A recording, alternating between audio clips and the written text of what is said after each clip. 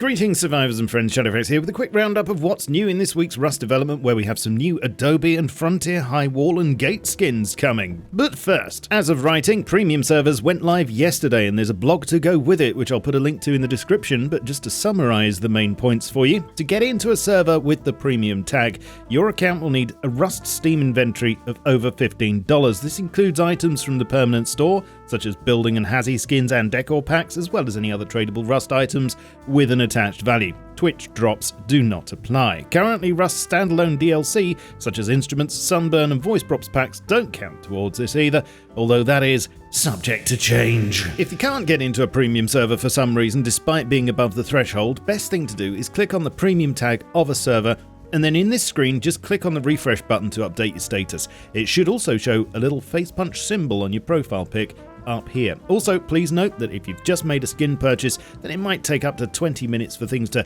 kick in, depending on Steam traffic. I know some of you speculated that banned cheaters might just trade their Steam inventories to a new account and come back. But that, all I can point to is this line that says any abuse or exploitation of premium servers on the market will result in bans, and I believe that does apply to the issue. How quickly that sort of thing's caught, though, remains to be seen. But I want to hear your stories in the comments below. Have you tried premium servers yet? And if so, how many cheaters have you encountered? Facepunch do stress that this is an experiment and this is just phase 1. In the coming weeks it'll be seen if this is working or not, and further restrictions or adjustments could be made. Further to this month's mammoth crafting update, a few adjustments being made that you should know about. Most clothing will soon give some protection from bees, but hazmats will still nullify all stings. There'll also be a tooltip to tell you what to do if being attacked by bees, and hit notifications if your bee swarm damages someone. In chicken news, they'll now start producing eggs at 75% happiness and spawn with needs between 20 and 40%. You won't be able to pet a chicken whilst you're already petting another one. There'll be a tooltip in the coop to show which foods are acceptable to your fussy chickens, and foods will now say if they can be used as chimkin feed. And chicken name changes won't be allowed unless you have building auth. I'm sure there's a hilarious story behind that one. Also, over on staging at the moment, sprinklers and heaters both now have visualizations when placing to show their area of effect, and this should make it much easier to plan stuff out for planters and hives. Only change I'd make is that this could also be seen if looking at the items with a hose or wire tool in hand, just to be able to check after placement as well. What do you think? Nay. Oh, hello, Grandma Horse. Are you enjoying the new pies? Oh yes, of course, but there's something up with the chicken pie and it's making my eyes twitch. It says it gives an extra chance for a plant gene to me positive. I don't know what that means. That is a bit odd.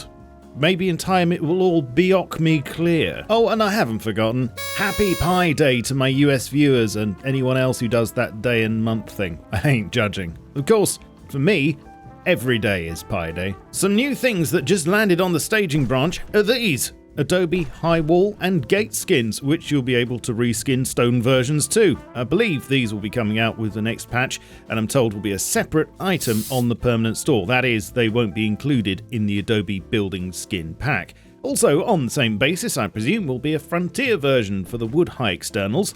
And here's the gate, which, unlike the standard, doesn't have barbed wire, but does have a platform you can stand on and operate the doors from. At the moment, sadly, the walls aren't working properly and I can't place them, but hopefully they will soon. Let me know in the comments what you think to these and whether you're tempted. Oh, and there's mention of an inflatable horse costume in the commits, which looks like a seasonal thing. Now all we need is a couple of coconut halves and we're off. And just today, there's mention of an obsidian knife. Wow. And lastly in this episode, after the primitive and crafting updates, the next thing the team are working on, as you probably know by now, is the jungle update. And here's an artist's rendition of what that could look like. At the moment, we know there's going to be a completely new jungle biome with ancient ruins and ziggurats, lots of new jungle plants and trees, vines to swing from to help you escape the tigers, panthers, crocodiles and snakes that'll all be trying to kill you, and a couple of new weapons, namely blowpipes with various darts and a boomerang, plus mention of a new variety of outbreak scientists. An outbreak of what, though, remains to be seen. Hopefully not hemorrhoids. Anyway, I'll hopefully be able to bring you something visual on this soon, so stay tuned to the channel here with a sub so you can be the first to see it. Right, you are up to date, so please leave a like and a comment below. You can support the channel here with super thanks, YouTube memberships and via Patreon. Also check me out on my socials, including my Steam group, to stay in the loop. I shall catch you all soon, but in the meantime, keep calm and stay rusty. Cheerio.